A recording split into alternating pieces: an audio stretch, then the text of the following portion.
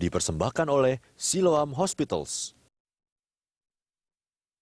Ya, pemirsa, kembali di Health Matters dan masih membahas mengenai tema bebas dari katarak. Kita kembali ke Dr. Victor. Dok, kalau tadi membahas tentang vakoemulsifikasi ya, Dok. Sebetulnya apa sih bedanya vakoemulsifikasi tadi dengan pengerjaan operasi manual, Dok? Ya. Seperti dibilang tadi ada dua ya, manual dan vakoemulsifikasi. Kalau manual dulu banyak dikerjakan sebelum di tahun 1700-an muncul vako. Dikerjakan manual itu sama sebenarnya, intinya adalah mengeluarkan lensa atau kataraknya. Akan tetapi dia menggunakan pisau dengan sehingga luka bukaannya juga lebih lebar, lebih luas. Kalau tadi saya bilang vako itu sekitar 2-3 mili, nah ini lebih dari itu. Kemudian tekniknya juga menyebabkan kemungkinan kerusakan pada kornea mata kita lebih banyak. Hasil penglihatannya juga bervariatif sebenarnya. Nah, vako sendiri tadi teknologi baru ya sebenarnya, teknologi yang baru dan terus berkembang sampai saat ini. Mesinnya terus berubah, makin baik, makin aman operasinya. Dia menggunakan alat yang lukanya sangat kecil sekali, ya. Kemudian kita juga memaintain atau artinya ketika dalam pertengahan operasi kita juga bisa menjaga lukanya tidak terlalu banyak, ya, kemudian tidak terlalu timbul banyak komplikasi asal dikerjakan juga dengan hati-hati. Kemudian di akhirnya juga penutupan luka tidak diperlukan jahitan. Nah, tetapi kedua proses tindakan atau operatif ini juga memerlukan adanya penambahan lensa intraokular. Ya, karena lensa mata yang alami sudah kita ambil, tentunya harus diganti dengan lensa yang baru. Nah, itu lensa intraokular. Nah, yang disebut dengan lensa intraokular itu sendiri apa, Dok? Ya, lensa intraokular sebenarnya ya bahasa awamnya adalah lensa tanam. Lensa tanam yang dipasangkan di dalam mata kita. Jadi sebenarnya kalau saya ceritakan secara mudahnya ya, suatu lensa alami kita sebenarnya dia bentuk lensa seperti cakram. Dia berada di dalam suatu kantong. Ketika kita operasi, kantongnya itu kantong depannya kita buka pintunya.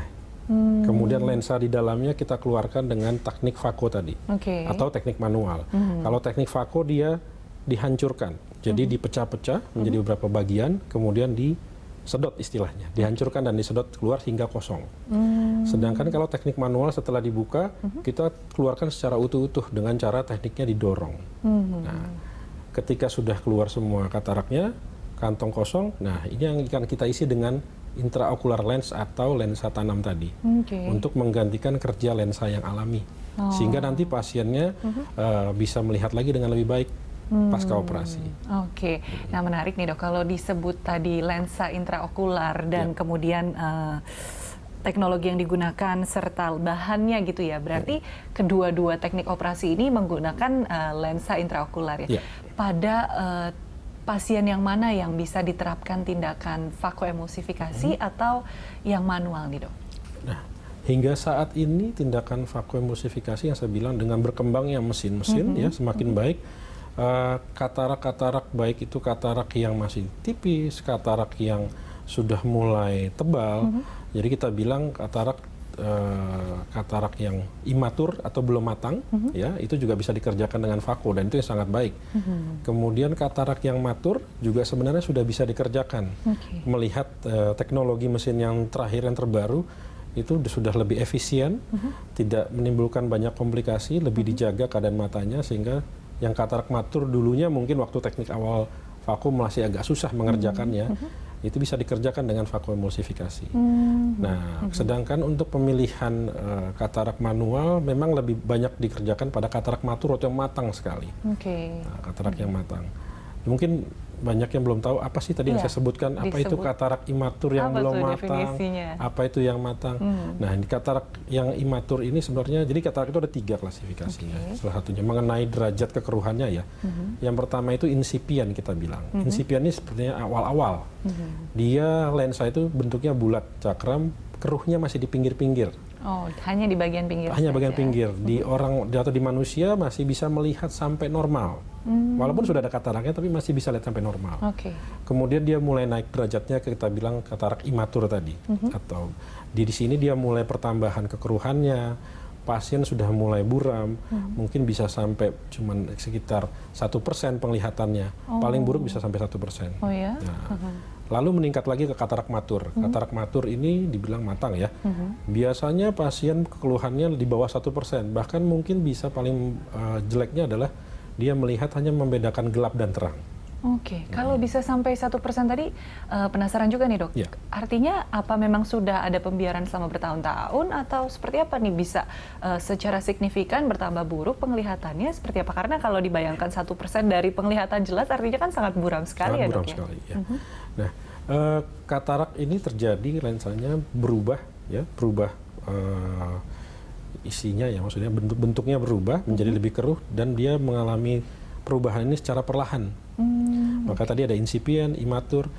Nah, perubahan perlahan ini yang kadang sering tidak dialami, tidak dikeluhkan pasien sekali karena tidak ada nyeri, hanya buram. Buram pun bertahap. Nah, bertahapnya ini juga tiap orang berbeda. Saya bilang misalnya ada dua orang dengan usia yang sama, mungkin bisa mengalami perubahan penglihatan atau penurunan penglihatan yang berbeda. Kembali lagi ke individu masing-masing, aktivitasnya juga. Pada orang yang muda mungkin cepat terasa langsung mengganggu, ada katarak, karena dia aktif dengan pekerjaan, kantor, menyetir, membaca, ya komputer di kantor.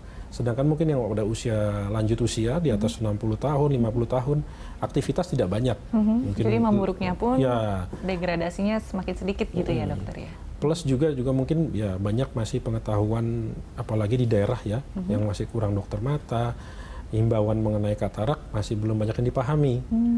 Masih banyak yang berpikir oh mungkin masih bisa saya perbaiki dengan kacamata. Jadi tidak tahu mengenai apa itu katarak. Tidak tahu juga bahwa ternyata katarak itu masih bisa disembuhkan, masih bisa diobati, masih bisa diperbaiki penglihatannya melalui tindakan operasi katarak. Oke. Nah, kalau bicara mengenai prosesnya nih dok, proses operasinya, tindakannya, berapa lama proses pengerjaan baik vakoemulsifikasi tadi maupun teknik manual? Kalau untuk teknik vako dibandingkan manual, teknik vakoemulsifikasi lebih cepat. Pengerjaannya mungkin bisa 10 sampai 15 menit lebih cepat. Sedangkan teknik manual karena dia membuka lukanya lebih luas sehingga punya risiko pendarahan lebih banyak. Tindakannya bisa lebih lama, lebih dari 15 menit, mungkin bisa sampai 20-30 menit. Nah, tapi memang kedua tindakan operasi katarak cukup ketat saya rasa ya untuk persiapan sebelum operasi bahkan setelah operasi. Ada beberapa hal yang perlu diperhatikan kadang-kadang oleh pasien pasca operasi terutama biasanya. Nah ini menarik sekali, kita masih akan membahasnya apa saja yang perlu diperhatikan pasca dan praoperasi bagi para pengidap katarak ya dokter ya. Kita akan kembali sesaat lagi pemirsa, jangan kemana-mana, tetap di Health Matters.